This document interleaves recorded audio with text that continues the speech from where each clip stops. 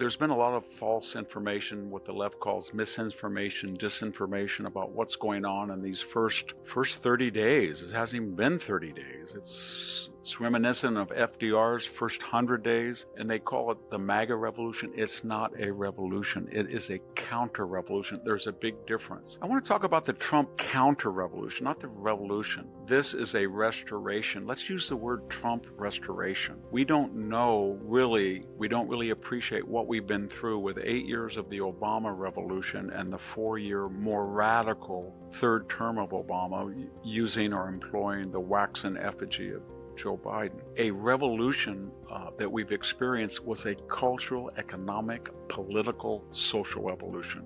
It was very similar to the French Revolution under the Robespierre brothers. We should remember what they tried to do. They changed the days of the week. They renamed things. They tore down statues. They went after the church. Does this sound familiar? This revolution that we've experienced, everything was up for sale. Everything was negotiable. We invented a third gender and rammed it down people's throats. We tore down statues. We said 1776 was no longer the foundational date. It was 1619. We changed the very mechanism that we vote.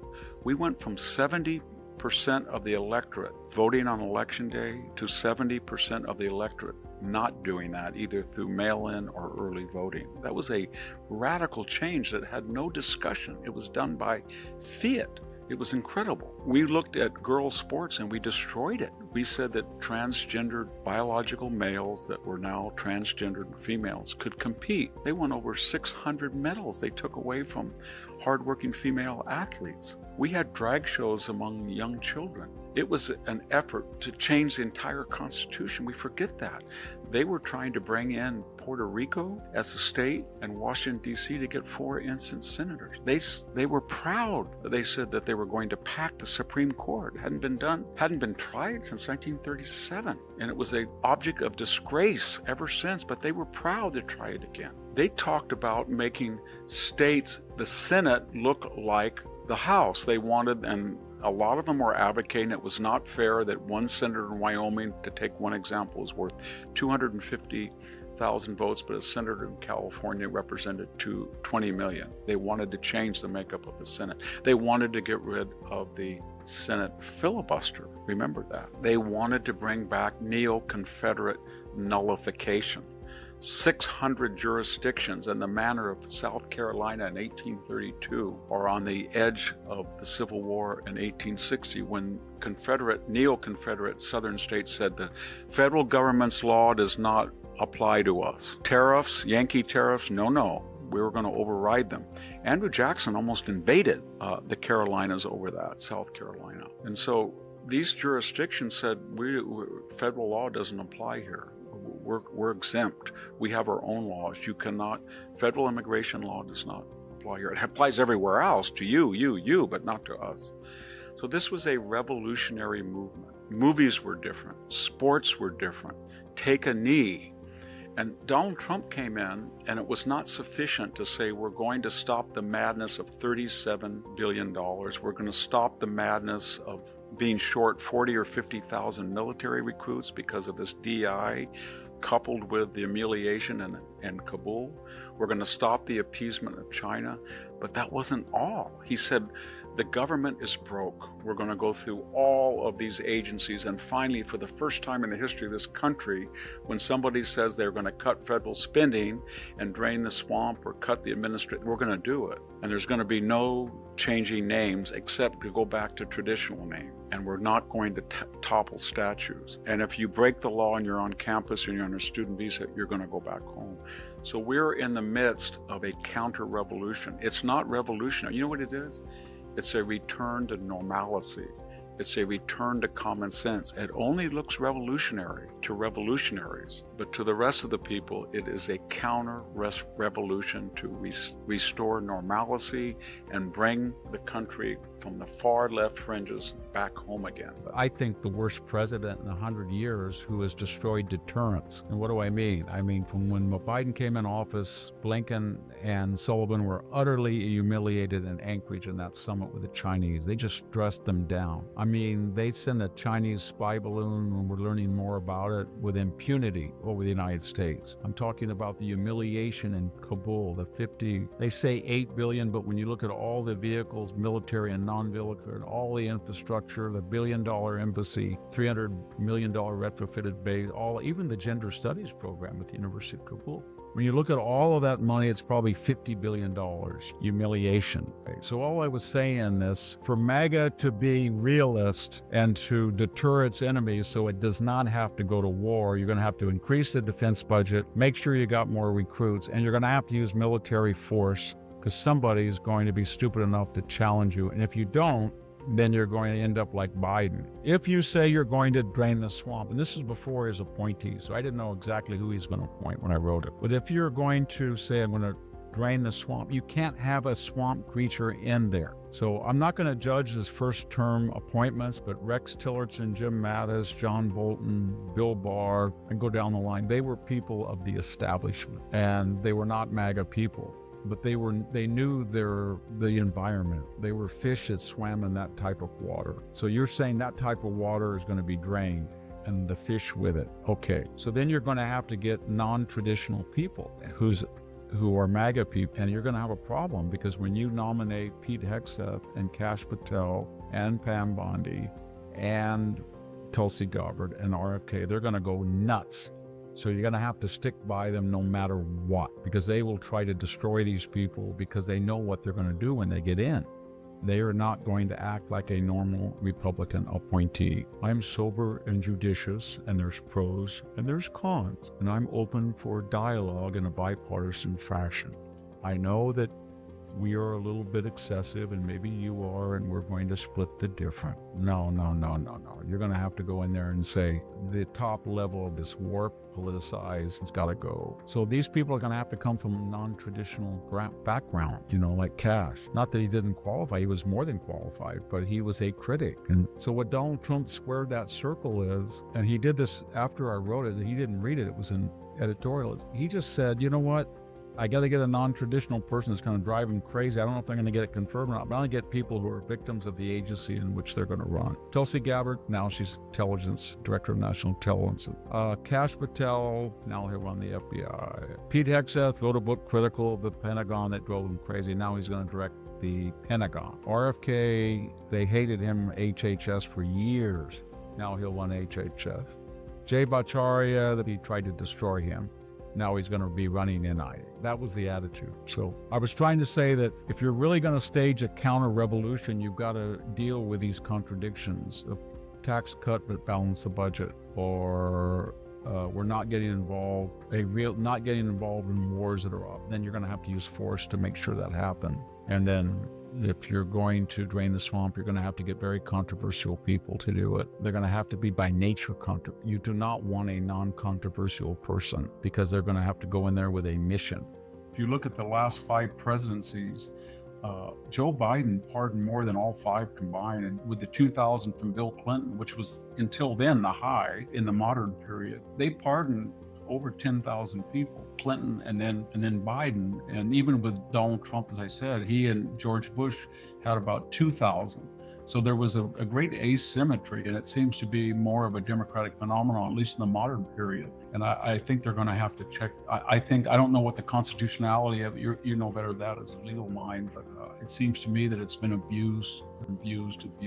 It's got to stop. It is a phenomenon that when Barack Obama came in, he fired vast numbers of people. And I can say from personal experiences, I was a non-political appointee on, of all commissions, the American Battlefield Monuments Commission. Oh, that's the best commission. So it is, and my job was to be a custodian of our dead overseas, 50% of which of all dead in our wars are buried there. And I never billed it. I would go on a tour, I'd go on a trip, and I would always go visit these and talk with the custodians there. I never even billed the government. And yet when Barack Obama came in, I got a letter saying, you will surrender your diplomatic passport, your commission immediately within 10 days.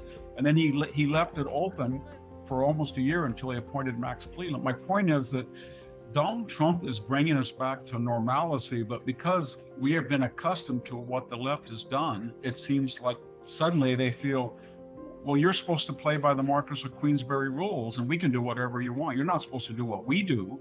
And yet when you try to correct what they do, you consider a radical because they were so off the scale. Same thing with the border. They're talking about the cost of deporting people, but what was the cost of letting 12 million people in and the havoc they wrecked? So a lot of this is all connected. And I think people have to take a deep breath and say, you know what, it's going to be costly to undo the damage and the precedents that they inspired and established. I think a lot of it is anger that they realize now that they did certain things with the executive orders, with the border, that they never thought would be used by a president to enact policies that had public support. They abused the system because they didn't have public support. But Donald Trump is saying, well, since you established these precedents, I'm going to use it to do things that people want.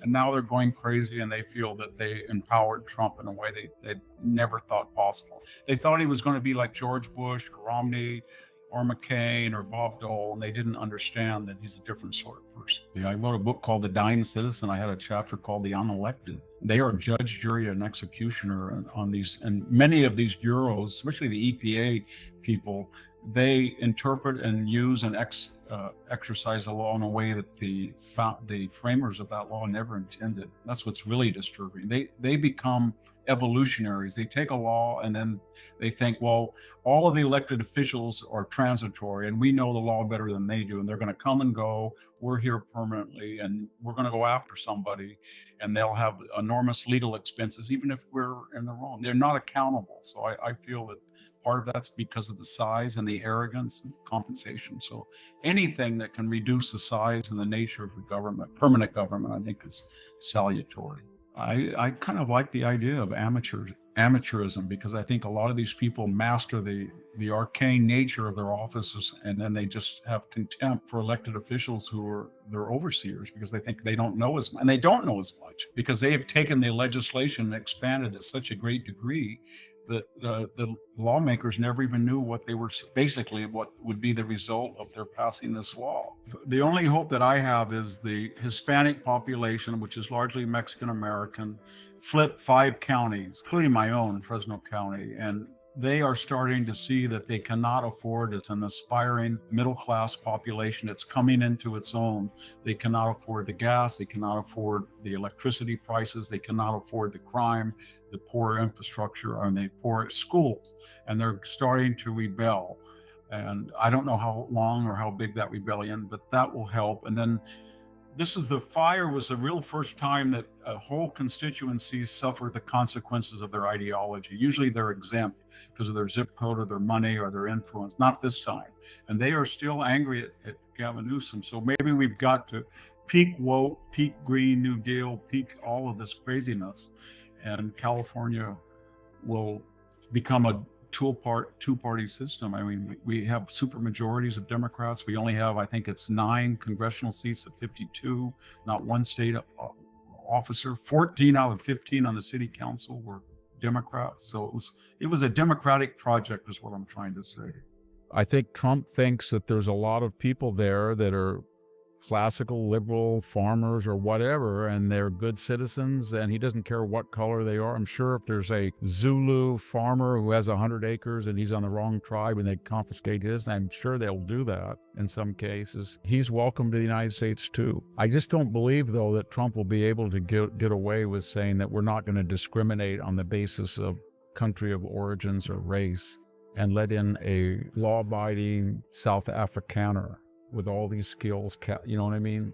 Yeah. Would be a very productive citizen. But apparently he says he will. Once we're over the trauma, I think we're going to learn that there were protocols and there were problems in a systematic failure of the FAA and the people who set the policy for Blackhawks. And some of the decisions that were made were not based on merit. And we know that's true of Los Angeles in case of the water and power director, the mayor, the assistant mayor, etc. And once you substitute tribalism for merit, we know historically where you end up. And I always relate that weird thing that happened to me when I was in a little Russian taxi on the way into Tripoli from the airport. And they were like sinkholes.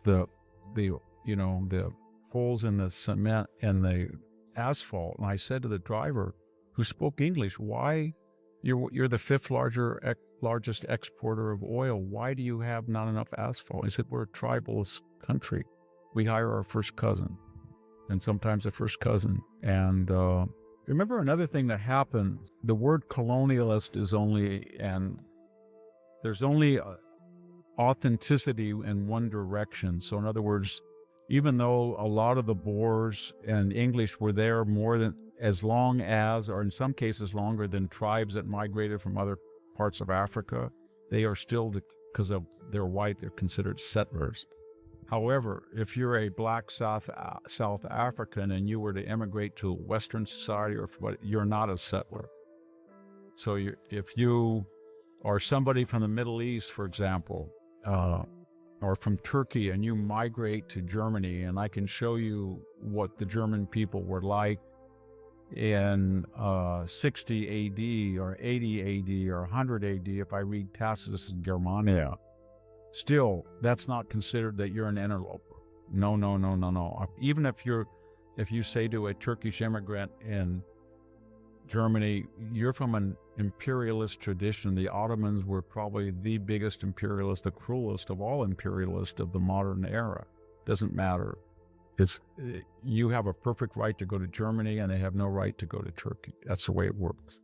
There were a lot of DEI people who helped write it, but ultimately there were probably a lot of white liberal people who endorsed that and then went to their right faculty lounge and said, oh, I did this. I'm going to apply to be the head of the medical school at Harvard, because at Dartmouth I had a mandatory DEI criteria that was more important than anything else. All the people who make these DEI decisions will find concierge doctors that were based on merit. They may be Indian, they may be Chinese, they may be black, but they will be based on merit. Non-merit is for other people. And the problem with these white professional bi-coastal left-wing people who gave us DEI is that sometimes they can't escape the consequences of their own ideology. I don't want to stereotype the people in Pacific Palisades, that a number of them were very left-wing. Yeah.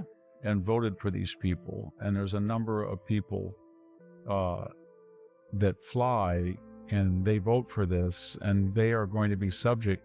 We're in a very dangerous position right now, as far as I get very tired when I know Sean Duffy, I like him a lot, but he has to say that flying statistically is very safe. It is.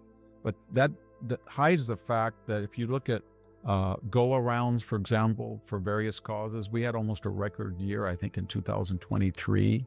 We've had near misses. New York Times wrote extensively about it. They were very worried about it. So everybody knows the problems that have existed.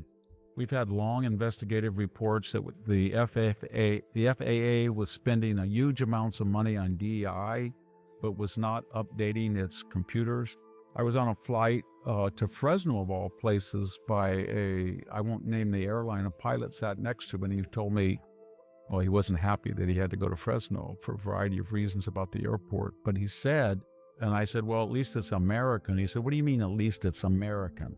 And I said, well, we have the very sophisticated air traffic. No, we don't. And I said, what do you mean we don't? He goes, Europe is much more advanced than we are as far as their avionics and computers and tracking and radar. He said, and I said, why is that? He said, well, we spend things on different things. Then he went into a tirade about, and he wasn't a United pilot, about United pilots had announced, he said the year before, and I looked it up, it was true, that 50% of all their trainees in pilot training by statute, their own statute, had to be minorities, regardless of their background. So they were turning away military pilots, everybody. So that's just a fact. And that means maybe an 80% of it won't matter. They'll be trained fine, but you might be in a plane where a person wouldn't have been qualifying if he didn't fit a DEI category, and there might have been a military pilot that would have, and that might in that particular distance. Donald Trump is the only president in my lifetime that tried to stop it. The only one. Neither Bush did. No. When you're making inefficient power for non-economic reasons, non-rational reasons, but you're doing it for an ideology of global warming when the Chinese, it won't matter anyway, the Chinese are polluting the hell out of the planet, excuse me. But when you're doing that, and then you're making inefficient sources of power, you still have to buy expensive power, and people know that. So California or New York, they know that. So if you're going to import power at night, it's going to be expensive because you have no choice. And then if 1/4 of your customers are not paying that, and you identify them as a protected species of indigenous victims, then somebody's going to have to pay for it. And you're going to pay for it in one of two mechanisms. You're either not going to invest in the grid, and then in California, you often get wildfires from faulty, sparky lines. Or you're going to have to raise rates for the idiots that pay their bill on time. And that's what I think you talked about.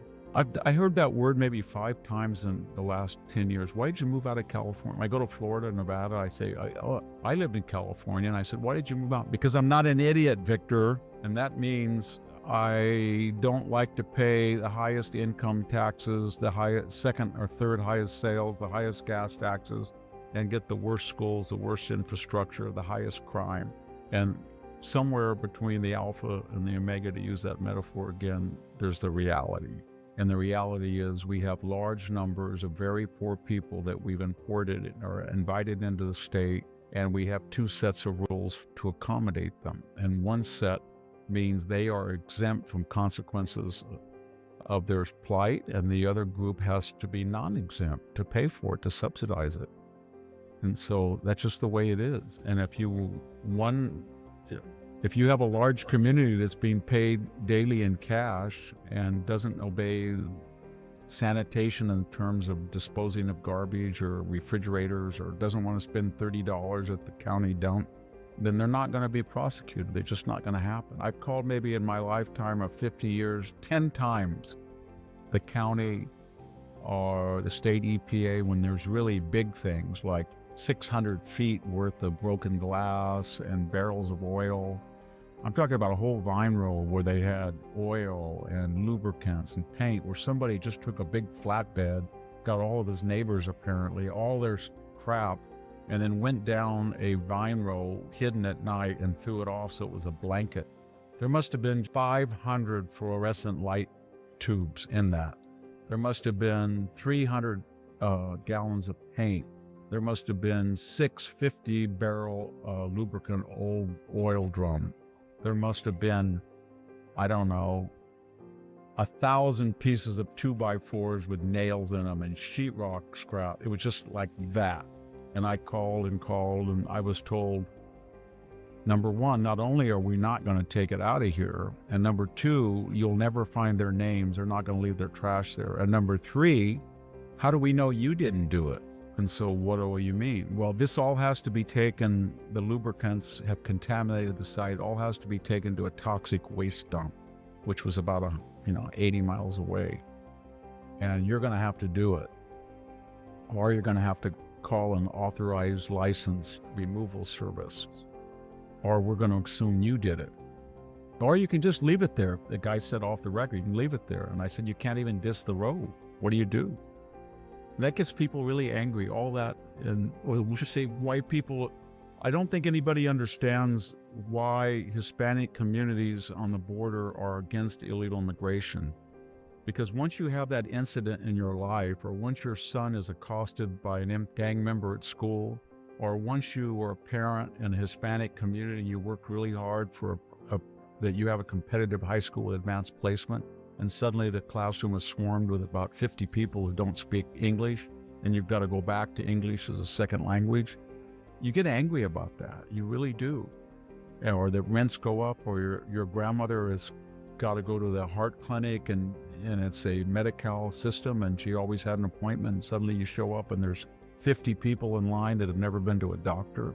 Yeah. And then the people who are promoting all this are wealthy white people on the coast who say they feel really good. I have open borders, and people in southern Mexico are getting all this great care. I just don't want to see them because I don't want to, and I have my own concierge doctor, and I get, so it's really bad. It is Yeah. very bad, and Well, it's Donald Trump is the only president in my lifetime that tried to stop it. The only one. The Bush, neither Bush did. Nope. Have you know everybody's noticed the hysteria that happened the last 5 or 6 days that Donald Trump is going to haphazardly in shotgun fashion level asymmetrical tariffs or blanket tariffs, the stock market panic? But my question to all of us is, were they tariffs at all? Traditionally, a tariff, remember, is a policy that a government uses to prop up an anemic industry, at least an industry that can't compete globally or versus vis-a-vis a trading partner. And traditional economists say this is terrible because what happens is that if you don't have free global trade, then the consumer is paying more for a product that is inefficient because it's shielded from competition. But is Donald Trump really doing that? Is he saying our tobacco industry or our shoe industry is weak and I have to prop it up? He's not really. These are not, what I'm getting at is they're not really tariffs. So what are they? Well, to answer that question, let's look at the countries he's targeted: Panama, Colombia, Venezuela, China, the EU, Canada, and Mexico. In all of those cases, is he trying to protect a particular industry? I don't think he is. So if you take Venezuela and Colombia, he's saying that you people deliberately empty your jails and you sent them to the United States, sent them being felons, violent felons, and you're not going to do that anymore. And they said, we're not taking them back. He said, you're going to take them back or I'm going to put a tariff. So it was a lever of diplomacy, and it worked. They backed down completely. Then he said to Panama, we had a treaty with you signed during the last year of the Carter administration, which you were going to give us in response to our historic role in creating the Panama Canal at great cost, which we gave to you certain conditions of which you violated. You invited in our arch enemy and conducted this Silken Road agreement with them, and suddenly they have concessions at both ends of the canal, and you knew what you were doing, and yet you took advantage of us. So you're going to have a tariff, and of course it worked. Now there's negotiations, and China may be out of the picture somewhat. Same thing happened with Canada and Mexico. We said to the Canadians, you're supposed to pay 2% of your NATO, of your GDP for military defense. That was your NATO promise. You broke it. You pay 1.37 in defense.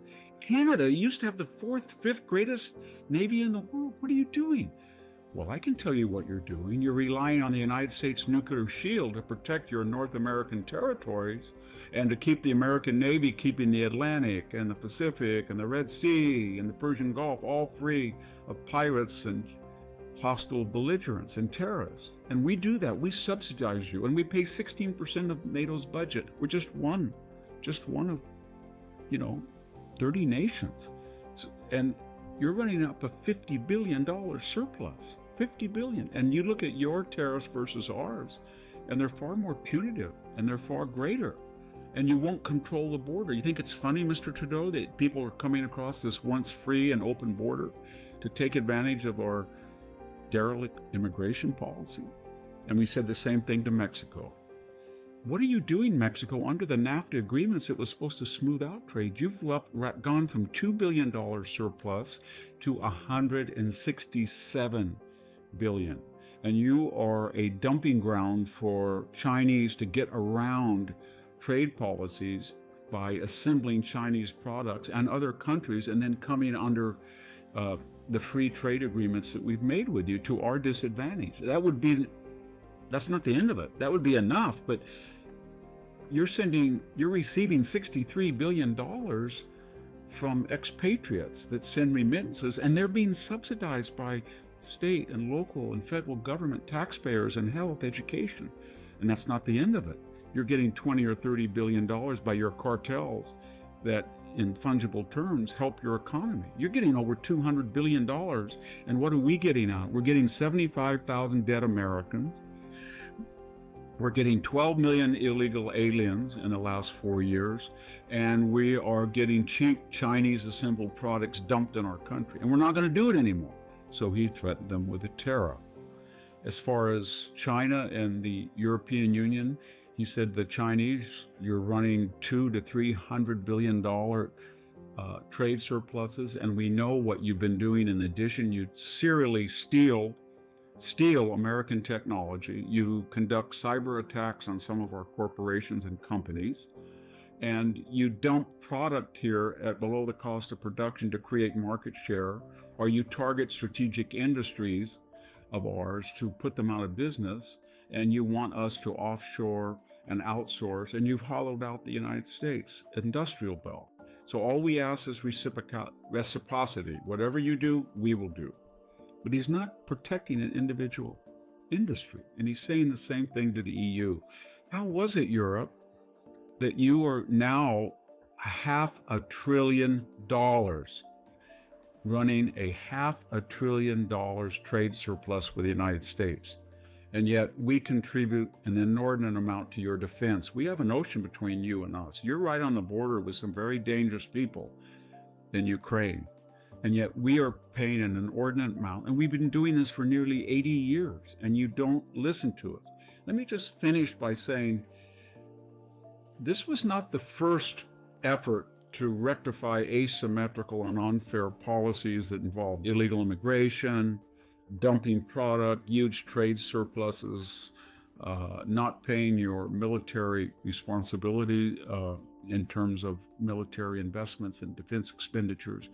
This was the last desperate move. We have tried through conferences, bilateral talks, threats, and all of these people have said, basically, if I can excuse the vernacular, heck with you, screw you. And so Donald Trump finally, in desperation, said, I have a tool called a tariff. But in conclusion, I'm not sure it was a tariff at all. It was just a diplomatic tool.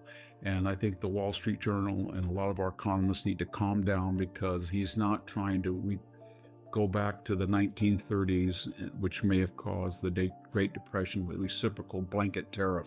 He's trying to restore fairness and symmetry to the world in every aspect of that word.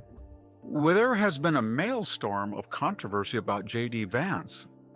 Last week he spoke at the Munich Security Conference, but he chose not to speak just necessarily about security issues, i.e. NATO contributions, but rather the larger problem with Europe itself. And that controversy still continues today. Basically what J.D. Vance said was, we have to get along, Europe and the United States. We are twins of the Western tradition. But my God, it's getting hard for you. You take American tech companies and try to censor them, even when they conduct interviews in the United States. When Elon Musk talked to Donald Trump on X, you being the collective of Europeans, you wanted to censor it. When a election didn't go the way that the left wanted in Romania, they wanted to stop it. In fact, others have said within Germany that the alternative for Deutschland, if they were to be a majority party in the next election, they might cancel it. So he said this is not behooving of us. I heard his speech, and he talked about freedom of speech, and I think it's true in Europe. They're losing their wonderful right of freedom of speech. I see it. I mean, I thought he made a very good speech, actually, a very brilliant speech. Yeah. Europe has to be careful. They went crazy. Oh my gosh, the defense secretary, the minister of Germany got right up. This is unsustainable. This is unacceptable. But nobody said it was untrue. It was absolutely true that the so-called libertine, free-loving, open society of Europe is very close. It's a one-party system in the sense that they only allow left-wing views. It's to the left of the radical American Democratic Party. Germany should be very careful, and also should Europe, because the subtext of that speech wasn't explicitly voiced, but it was there. And his critics said, oh, he's just talking to the MAGA people at home. He wasn't. He wasn't talking to the French ministers. He wasn't talking to the MAGA people at home or the American people in general. He was talking to the people of Europe, and they support him. because we are going to see possible radical changes in the German government, some Eastern European governments, but especially the French government and maybe the British government the next time. And they are going to be national populists. And he was telling them, you have a right to stand up and do what? His criticism was multifaceted. Close your borders. Legal only immigration. Up your defense budget. Allow for free speech. We've gone through the Biden nightmare at home. We know what it was like to go hard left. Don't go that way. Deregulate, cut taxes, free up the economy. And they got very angry about that. It was almost as if they knew that was true, but they could not admit it. But here's the subtext I'm talking about. Germany, and Europe better be very careful. Germany's fertility rate is 1.45. Europe's in aggregate is only about 1.5. We're at least 1.6. We said years ago in 2014, NATO pay 2% of GDP and hold your own and pull your own weight. And now it's 10 years, 11 years later, and we still have 9 NATO countries that will not do it, especially Germany. They only spend 1.5%. Their energy is 4 times ours. And BMW and Audi and Mercedes cannot compete. Why? Because they've gone full green New Deal, so to speak, and shut down coal, nuclear, natural gas plants. They have 16% of the population was not born in Germany. France is almost as bad. And they do not assimilate, intermarry, and integrate like we do. They are looking at this huge Russian-Ukrainian war in their borders, where maybe 1.5 million people have been or wounded or missing, and they're critical of the United States that pays the greatest proportion of the NATO budget and who puts Europe under its nuclear shield, and they are damning us.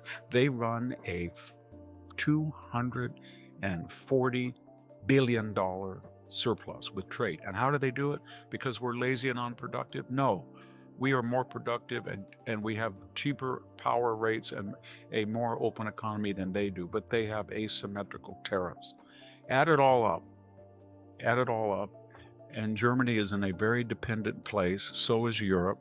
J.D. Vance was trying to speak truth to power, so to speak, and they didn't want to hear it. And what's going to happen in the next year, people in Europe are going to rise up, these populist movements. And I think what he's telling all of them, this could be another start of a wonderful relationship, because these fossilized, ossified governments do not reflect the people of Europe. There's been a lot of false information, what the left calls misinformation, disinformation about what's going on in these first 30 days. It hasn't even been 30 days. It's reminiscent of FDR's first 100 days. And they call it the MAGA revolution. It's not a revolution. It is a counter-revolution. There's a big difference. This is a restoration. Let's use the word Trump restoration.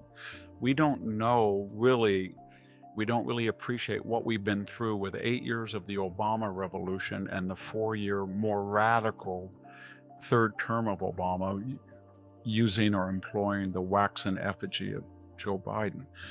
A revolution that we've experienced was a cultural, economic, political, social evolution.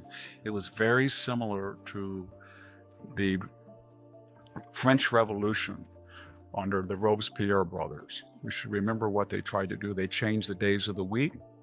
They renamed things. They tore down statues. They went after the church. Does this sound familiar?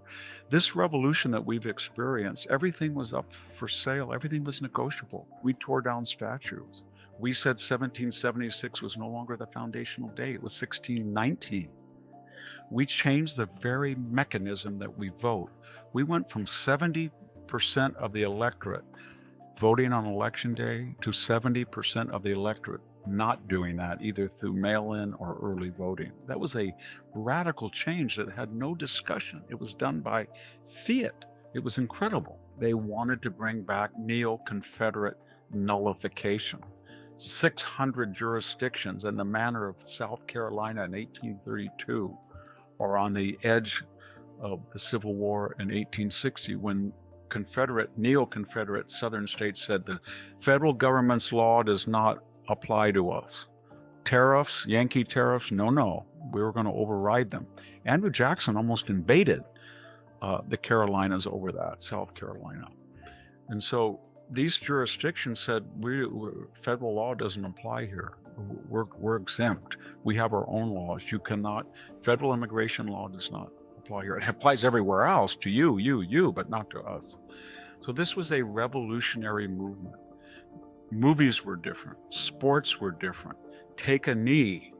And Donald Trump came in, and it was not sufficient to say we're going to stop the madness of $37 billion. We're going to stop the madness of being short 40 or 50,000 military recruits because of this DI, coupled with the humiliation in Kabul. We're going to stop the appeasement of China. But that wasn't all. He said, the government is broke. We're going to go through all of these agencies. And finally, for the first time in the history of this country, when somebody says they're going to cut federal spending and drain the swamp or cut the administration, we're going to do it. And there's going to be no changing names except to go back to traditional names. And we're not going to topple statues. And if you break the law and you're on campus and you're on a student visa, you're going to go back home. So we're in the midst of a counter-revolution. It's not revolutionary. You know what it is? It's a return to normalcy. It's a return to common sense. It only looks revolutionary to revolutionaries. But to the rest of the people, it is a counter-revolution to restore normalcy and bring the country from the far left fringes back home again. I want to talk today about the controversy over diversity, equity, and inclusion, but in a little different strain. I want to compare it with affirmative action. Affirmative action was created during the civil rights era, 1964 and 65, and then now it has been with us almost 60 years. But remember what it was originally designed for: to address the historic racism and oppression of Black Americans through slavery and Jim Crow, de facto segregation in some of the northern states, but de jure segregation in the South. And it said that because of that, African Americans had not been given equality of opportunity. And then something happened to this paradigm. When the Obama administration came in, they saw that that constituency was not big enough for the type of woke agenda that they were envisioning. So they recreated it.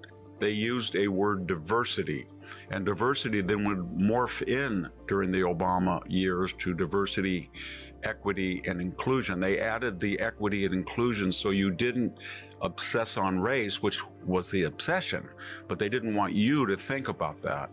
So then all of a sudden, anybody was diverse on one qualification: they were not white. That posed millions of problems, because who is white in a multiracial society? Everybody has different heritages. Is it 1/4, 1/16? Should we use the one-drop rule of the old Confederacy? How do we stop fakers like Senator Elizabeth Warren, etc.? But all that aside, you can see what Obama was trying to do. He was trying to say that the number of people who had been victimized was no longer 12%, it was 30%. And it was based on the idea of systemic racism. If you could not find overt racism in the 21st century, then you had to put adjectives in it. It was systemic. It was institutional. It was insidious. It was like air. You can't see air, but you know it's there. So you had to have air detectors, like DEI detectors, and they would tell us you have to have trigger warnings or safe spaces or microaggressions. This was all an effort to build a victimized class. And what happened was, in the old days, there was an economic element to affirmative action. It was clear that African Americans' income was not comparable to non-African Americans. But under DEI, you could be an immigrant from the Punjab. You could come in from Argentina. You could come in from Taiwan. You could come in from almost any area. And there were actually 16 different ethnic groups with higher incomes than whites. So what happened? People began to say two things. This person who we are hiring because we want to be diverse actually has more money than the people who are being excluded and has more opportunity, number one. And number two, they have no history of systemic exclusion. How does somebody who comes across the border from Oaxaca on the first day claim that he's been a victim of insidious American racism? How does somebody who comes from Taiwan make the argument that he has been a victim of systemic racism in the here and now? So you had all of these immigrants coming in, and remember, DEI was by intent to coincide with a record number of immigrants, 55 million, 16% of the population. So what did we do? We created a new group, and the result of it was, for a while, 8 years, we got record numbers of Democrat voters among Asians who had been traditionally conservative, under Hispanics, blacks, Native Americans. And then it blew up. And Donald Trump blew that up because he exposed the ridiculousness of it. These people are trying to divide us into a Marxist binary between victimizers and victims. But the people in East Palestine were victims. The people in North Carolina were victims. And there's some of the victimizers are not white. And so it's so convoluted now. And it makes no sense in terms of economic advantage or historic racism or bias or who is what. Let's just get rid of it and start to treat people as people and make identity politics incidental and not essential to who we are. I think what the whole MAGA thing, the idea of Trump was that people use very sophisticated vocabulary and resumes to do really awful things. So you scream and yell, and that tears off the veneer, and then you're left with the reality, and you can judge it one way or the other. There is something wrong with the academic world and the bicoastal elite. It is really wrong. And the irony is it makes them very vulnerable to fads and trends because they're not connected with earthy, real things. They don't know where their water comes from, their sewage goes, how the electricity works in their home, how to plumb it. They don't know people who work with their hands. They don't, I'm generalizing, but they don't. And the people on the other side, maybe they're not intellectuals, maybe they're not well-read, maybe they don't understand the laws of the universe, but they're tied to the real things, and they're full of common sense. Trump was saying these people with all these sober and judicious, they're politicized, they're weaponized, they're incompetent, and they're dangerous. So I'm going to get people who are loyal. We're not going to have the mess of the first one. Just like Obama did, he fired almost everybody. I can tell you I was on the American Battlefield Monuments Commission, an apolitical. As soon as Obama came in, he fired me. And he fired every Republican on that commission. And that's what Obama did. And I don't blame him. That was what he wanted, people on the same team. But Trump didn't. So he's going to do what most people do, get a team in there. And he's going to get people who don't fit that background of Merrick Garland, Lloyd Austin, Blinken, Sullivan, Andrew Mayorkas. He destroyed the border. He was the Secretary of Homeland Insecurity. And then the third thing, and this is it gets back to the point about irony, about the Panama Canal. So there was going to be irony. So he said, to make sure that these people understand what I'm dealing with, I'm going to pick people who have been targeted by these people. I watched the confirmations, and I was really, there was two things going on. There wasn't one question, Mr. Hegseth, is the triad still valuable? It was all, you were drunk, or you this, or this. Within that brought up the question, who polices the police? What I'm getting at is that there's a lot of very competent people that make the country run, and I don't think people appreciate it. They don't. And there's a lot of incompetent people who have mastered certain requirements to succeed. And I'm not a revolutionary, say this is unfair. That's just the way it is. But don't tell me because that's the way it is that it represents reality or it's legitimate. And that's what this counter-revolution is about. Joe Biden said they were not a rival. He said that literally. They are a rival. The key with China is if we did to China what they're doing to us, they would go to war with us. So if we sent 300,000 Americans over there and they were systematically 1% of them bringing technology back, or we sent a balloon across the Chinese, or we started to do things about their espionage, cyber attacks, they would go crazy. So it's all predicated on the United States doesn't do what we do. And the world, the United States, doesn't do what we do. They create it. So it's very dangerous. There's a window that he can do, pretty much they can get an agenda through, but then Obama started out that way. He won the House and Senate, and then he had the Tea Party 2 years later, and he lost 63 seats. The same thing can happen to any president. But we'll see. The key is whether the person is the movement or the movement is the person. And this time around, it's not just Donald Trump. He's created a movement, and it's ecumenical, and it's diverse, but it transcends race, and that's very, I think, good. And it's a middle class movement, and that's the largest class in the United States. So I never thought I'd see Elon Musk on the same page with the Longshoremen's Union. This is a slow motion suicide of the Democratic Party. They're screaming and yelling on the confirmation. You've aired probably the voting at the DNC, that crazy, I don't know what you would call it, quotas on which candidate was of which sort sexual orientation. And then this meltdown over Elon Musk. Elon Musk, I mean, the National Security Advisor of the United States doesn't have to be confirmed. He serves at the wish of the president. So Elon Musk he's the same category.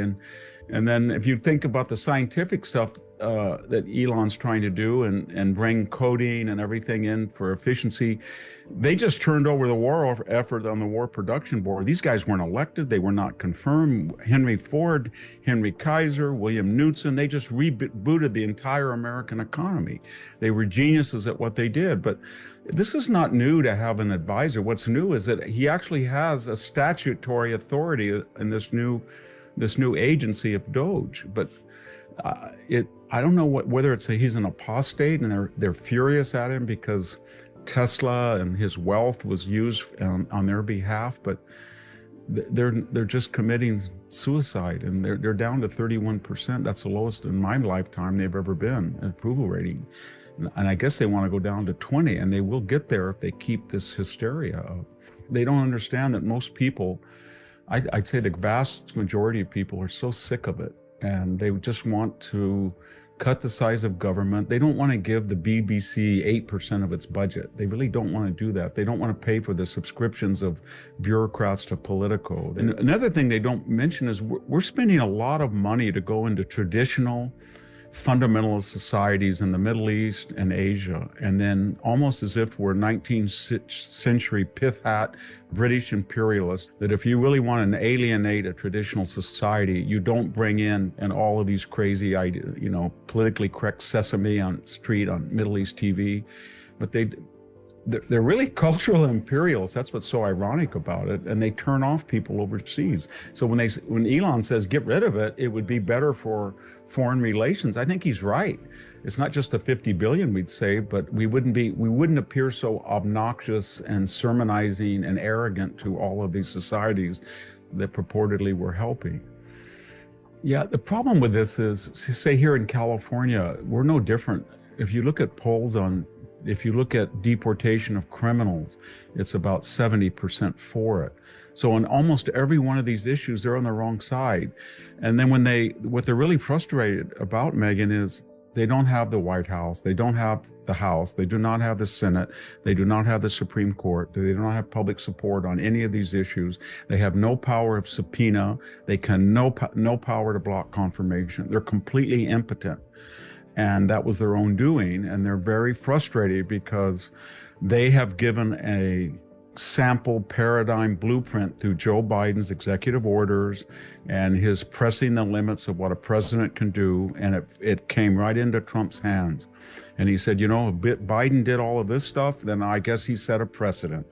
And they've really shot themselves in the foot, and this is not going to go well because we have federal laws, and this is Confederate nullification. We have 600 sanctuary jurisdictions, and technically they're all breaking federal law. And the Constitution is very clear. A state law does not surpass a federal law.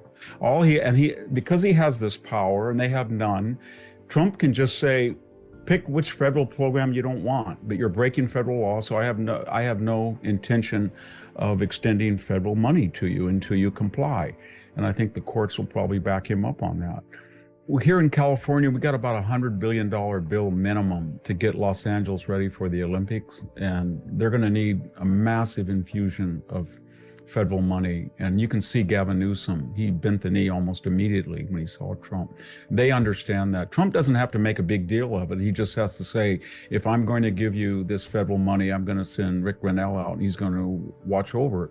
And he's got public support. There's such a backlash right now about the DEI and what happened in Los Angeles. They're on the wrong side of every one of these issues, and now people are starting to get really angry about it. And I think what's also missed here is when Donald Trump came into office, they were very confident because they thought that they could infiltrate the administrative state. As remember, Anonymous said he was going to stop Trump from the inside. We had Vindman doing it. We had Rex Tillerson calling Trump stupid. We had Jim Mattis. We had all of these guys. And Trump got wise and he said, you know what? I'm not going to have any of them. I'm going to have people that are more MAGA than I am. And I'm going to turn them loose. Right. And they can't handle that. They're looking for some interior person. Maybe the Secretary of State, maybe the Secretary of Defense can sabotage it like we used to do, but there's no one there. And so they don't have any power now. And I've never seen such asymmetry, and they're just getting angrier because they're used to being coddled, and they're losing the media now. They don't know what to do with your podcast, Joe Rogan's. They have no idea how to compete with that. They're losing lawsuits for the first time, big lawsuits. And it's like that whole revolution is now meeting a counter-revolution, cultural, social, economic, political, kind of like the reaction against the Jacobins and Robespierre and the French Revolution. All of a sudden people said, you know what, I'm not going to change the date of the French Republic. I'm not going to tear down statues. I'm not going to behead anybody anymore. And the people who did it are going to account for this. And the whole country rose up within a matter of weeks. And this is it's kind of like this was all a mystique, a bad dream we've been in, a coma. And now we're waking up and people said, I can't believe we did that. This was a collective madness. And now we're waking up. And I think the only thing I don't know how far rightward the counter revolution is going to go, but it hasn't really fully expressed itself yet. Two things going on with Trump when he trolls. So he looks around the spectrum of foreign policy challenges, and he has certain things he thinks needs to be addressed. And he knows it's not eccentric, that other people have mentioned it. So I'll give you an example. People for a long time have talked about, since World War II, that Greenland is in North America and it's very important. And the United States needs extra rights there to base. Then he looks at Panama and he looks back at the treaty that Carter signed, 1979, and it gave primacy for the United States to go through and at a discount rate, and it was supposed to be free of foreign, and he sees China there. So then he looks at Canada, and he says they're under our nuclear umbrella, they're not paying their fair share of the defense, the border is open, and they've got a radical Trudeau. Then he looks at Mexico, and he says they've got $63 billion in remittances that's coming in. It's their largest source of foreign exchange, and yet that comes in from anywhere from 12 to 20 illegal aliens, many of them who are on public assistance that we're subsidizing. It's the largest source of foreign exchange, and yet they let caravans come right through from Guatemala. So he sees all these problems. So then he starts to bring attention to them by being art of the deal outrageous. So instead of saying, we're very worried, if he was a sober and judicious politician, he'd say, I'm very worried about China. There are some ambiguities in the treaty, and this is of concern, and I'm bringing a bipartisan commission. No, he's going to say, China's taken it over. We might have to go in there. I won't rule out the force. Then he'll say, why doesn't Greenland just come join the United States? We'll buy it. Or he'll say, the Gulf of Mexico, why isn't it the Gulf of America? Or then he'll say, Canada, we can make it a 51st state. So that's outrageous, and that gets attention. And then people start to discuss the real problem, because there are real problems there. And then there's another element that it's trolling, because the more you start to talk about it and you dismiss Trump as the Europeans do, as boisterous, divisive, eccentric, you start to look at other realities, and the realities are irony. Take the Gulf of America. So Trump says, it's time to be Gulf of America. How you like that, Mexico? But then you look at the coastline. The coastline of the Gulf of America is 1,700 miles on the U.S. side, and it's 1,700 miles on the Mexican side. It's been Gulf of Mexico for 400 years, and the left introduced into the popular discourse the idea that there are no names sacrosanct. If you have the Woodrow Wilson Center, change it. The Hollowed Boat Hall, change it. So he's saying, well, they change names. They do it, not me. So I'm just going to change the name. They've had 400 years. It'll be in Gulf of America. We have the same amount. It's fair. And that gets people upset. And then Mexico gets upset. And then suddenly Mexico says, we'll stop that caravan and let's negotiate. And then Panama, he says, well, you think we're an imperial power? You're against imperialism and Yankees? You brought in the Chinese. They're worse imperialists than we are. You're a colony of China. And that gets a further iron. Then he says to the Danish, you're lecturing me, that I'm getting in your internal affairs? You're a little tiny country, and you are a colonial power. You've got this big continent, and you're acting like you're a 19th century colonial. And this is coming from the EU? And you look at Greenland, the distance from New York to Greenland is shorter than from Greenland to Copenhagen. And Greenland's in North America. So it's 19th century, 18th century Europeans coming into North America and colonizing. And I want to let the people of Greenland decide. And the same thing with Canada. He's saying, well, maybe you should defend yourself because, we don't want people to be our colony, and we have all this one-way trade with you. I guess we're a mercantile colonial power where the British learned that colonialism didn't work. So either be part of us or just stop it. Just go your own way, and, but if you don't, and you want to have a symmetrical, you better close the border. And you better have reciprocal trade charges, and you better pay up if you want to be a partner. But if you want to be a colonial subject, then keep doing what you want, and we'll treat you that way. So there's irony in all of these, but the point of all of them is to bring attention in an eccentric fashion and get something done quickly. This MAGA movement is now incorporating people across the spectrum, whether it's RFK, Tulsi Gabbard, all the way over to Horowitz, Andreessen, David Sachs, Elon Musk, Ramaswamy. So what that means is take taxes for the middle class. So if you say you float the idea that you're going to reduce taxes for veterans, first responders, waitresses, Social Security, you're talking $1 trillion. And then you've got Vivek and Elon saying they want to cut between 1 and 2 trillion, but they can't touch entitlements or defense. So you're down to 30% of the budget, but you're going to cut a trillion.